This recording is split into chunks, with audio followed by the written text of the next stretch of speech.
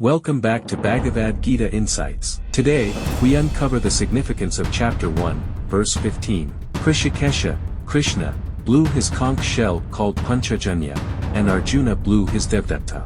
Bhima, known for his mighty deeds, blew his huge conch, Paundra. Lord Krishna, known as Kurukshetra, the master of the senses, blows his sacred conch Panchajanya. Its divine sound represents guidance and the assurance of righteousness. Arjuna, the steadfast warrior, blows his conch Devadatta. Its resounding tone reflects his courage, focus, and unwavering commitment to Dharma. Bhima, known for his unmatched strength and fearless nature, sounds his mighty conch Paundra, sending waves of power and determination across the battlefield. The united call of Panchajanya, Devadatta, and Paundra fills Kurukshetra, inspiring the Pandava army and sending a resounding message of strength, unity, and readiness to fight for Dharma.